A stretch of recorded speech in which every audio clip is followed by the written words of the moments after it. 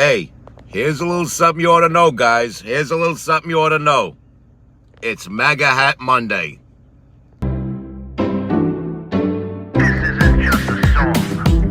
Illuminati is a thing you need to watch out for. They want to depopulate and slave us so much more. World domination, I'll get into that later. I'm hardcore, fierce and sexy. You're just a hater. You deserve the ridicule because you're an absolute zero. I'm the keeper of the chalice, a rock and roll hero. I'm not an idiot nobody listens to, because I'm not a failure in life like you. Let's talk about Bill Gates and the mark of the beast and the orgies in the streets at the Catholic feasts and Bill and Hillary's human trafficking ring. And George Soros got the money to pay for everything. Socialism is for losers, working for the devil, chumps that can't fight, they ain't on my level. It takes an evil one to try to debunk and doubt it, so I'd rather die than stop talking about it. Watch out, watch out, watch out, watch out. Watch out for the Illuminati. Watch out, watch out, watch out, watch out. Watch out for the Illuminati. Watch out, watch out, watch out, watch out. Watch out for the Illuminati. Watch out for the Illuminati.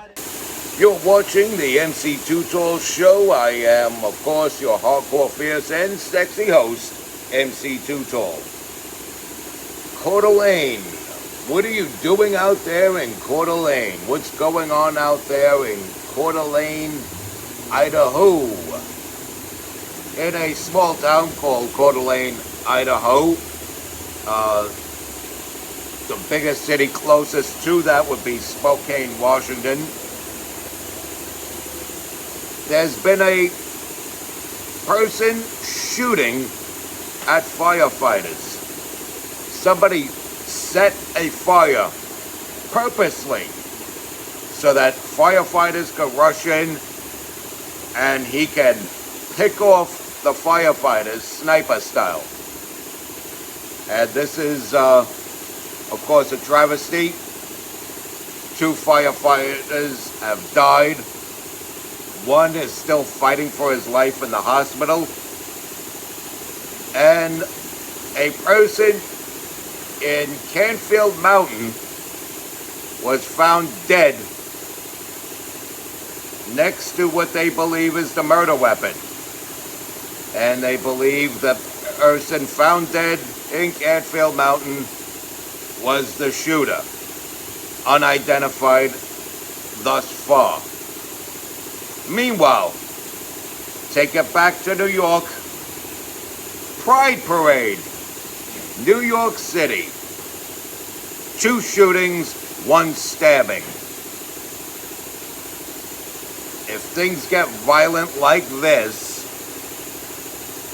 could be the end of a decades-long celebration of lesbian, gay, and bisexual pride. And so, our streets are getting more and more violent. From the big cities to the small towns. And I know you hear this coming, so I might as well go ahead and say it. Crime runs rampant because of the Democrats. No doubt the shooter had to have been a Democrat, because only a Democrat would be irresponsible with a firearm. Look at Tim Walz. Look at his buddy there that went on a shooting spree. And people want to take the guns away from the responsible adults because sickos like this run around and acquire firearms. And this isn't anything new. This isn't anything new. Every so often, somebody has to do something on purpose just so it could be used as an example to curtail an American's constitutional right to keep and bear arms. Every time somebody uses a firearm irresponsibly, it makes one wonder if it was done on purpose so that legislators and talking heads on TV could attack your Second Amendment rights. You have all this going on while Dexter Taylor, you've heard me mention his name before, still sits in Rikers Island for something that shouldn't even be classified as a crime. And just to segue into that for a minute, Dexter Taylor, a native Brooklynite, was 3D printing components to firearms for his own personal collection, which is perfectly legal everywhere else in the country, but Huckster Hochul signed off on some stupid law, some stupid technicality that I believe is unconstitutional. And I stand with Dexter to fight it all the way to the U.S. Supreme Court if he has to.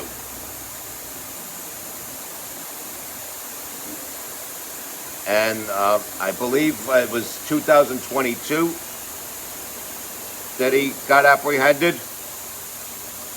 And he sits in jail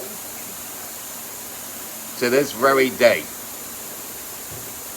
And he said in an interview with Dana Lash that he would take the pardon, but he would prefer to fight it.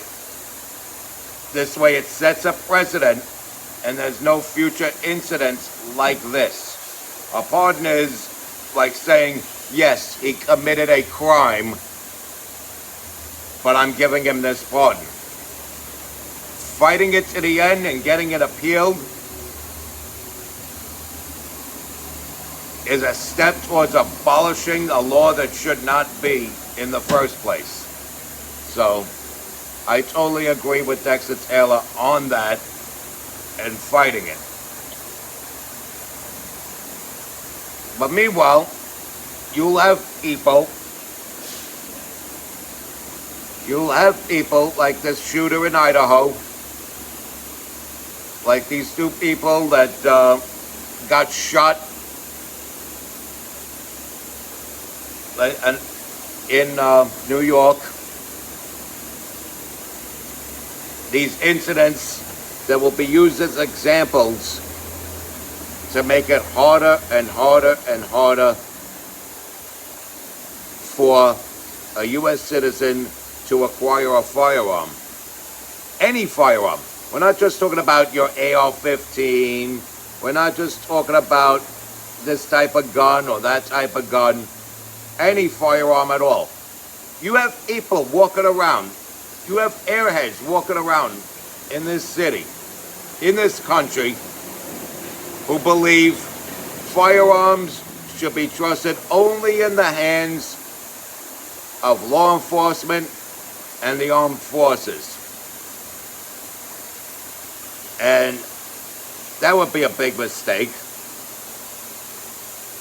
Third Reich Germany, they had a law like that. Soviet Union, they had laws like that. Australia, there are still people that go on spree shootings in Australia. Yet they have such a tough continental-wide gun law. Look at the problems going on in England. Do you think the problems in England would be going on if English citizens had the right to keep and bear arms as they do here in the States?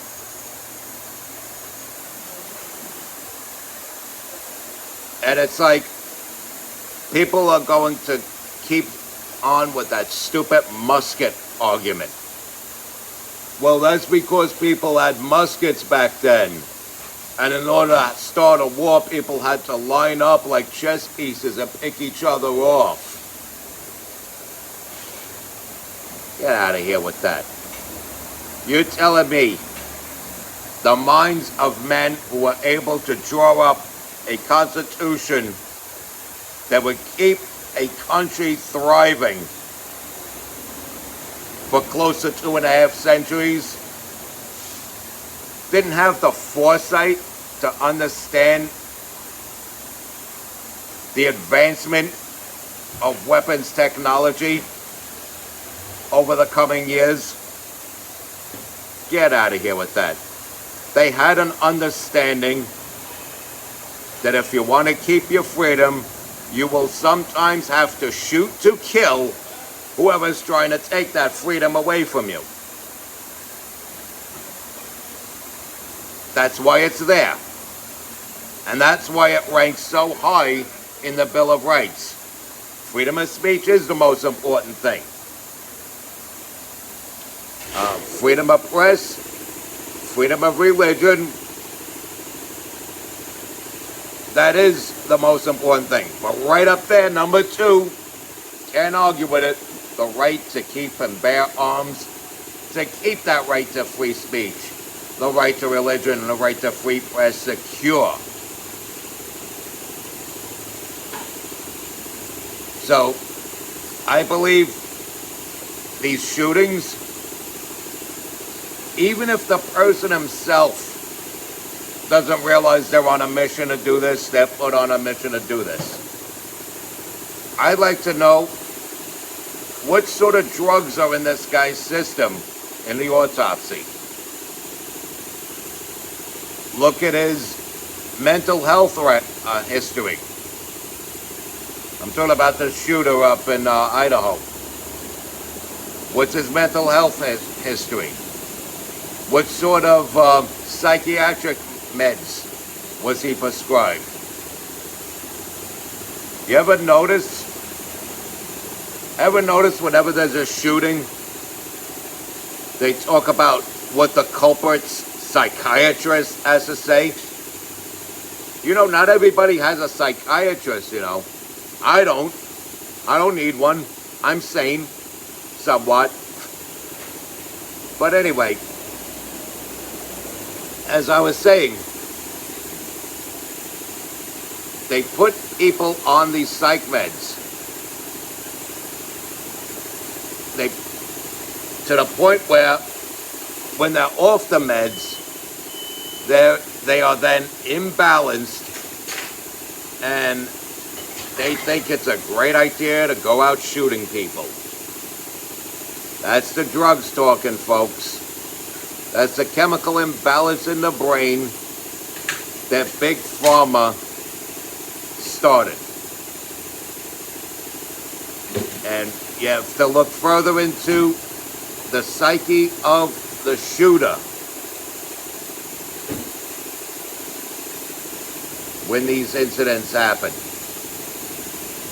Because a person who gets a firearm with intent to protect his family, his property, and himself doesn't do shit like this. And what's going on with Pride in New York? Why were there 2 shootings and a stabbing in Pride in New York? No doubt the culprit there is a Democrat. Probably situations where they're fighting over a sex partner, probably lovers' quarrels or something like that. And I'm not saying that doesn't happen with straight people. People all remember the Herman Tarnauer incident, the doctor that drew up the Scarsdale diet. He was murdered by a woman named Jean Harris, who he was using as a side piece, and she felt some type of way and shot and killed him. But you see where this is going. And if there's going to be violence at these pride parades, which I hope there isn't,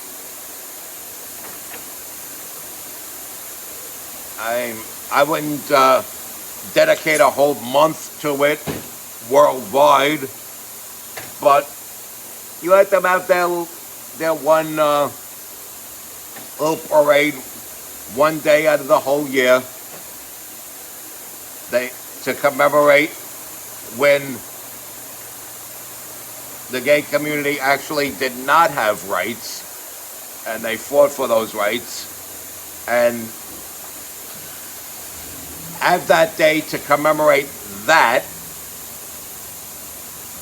rather than a hostile takeover of the whole world, then it could be a good thing. But not if there's stabbings and shootings. If there's stabbings and shootings going on, they might have to pull the plug on Pride in New York. And to be honest, that would be a damn shame. Because that would mean the people that worked for it get that taken away from them because of the irresponsible people of the younger generation. As you know, I'm an artist. I make friends with all walks of life. So, I'm not one to pick on you if you're gay. I have issues with people that I don't talk to, that I never would consider mingling with, who want to diddle the kids. But as far as the people that I interact with and talk to, who I meet at these different dance parties and stuff like that, they're more normal, level-headed people that wouldn't do that. And they shouldn't have their day taken away from them because of a few irresponsible people from the younger generation. But here we are. Here we are. So, to all my friends and followers and my die-hard John Crancians fighting the good fight, onto thee I say, respect God, watch out for the Illuminati, follow and share my wonderful content, stay strong, keep kicking that slang. It's your boy in the building, hip-hop legend, recording engineer, underground rock and roll hero, MC Too Tall. Be good.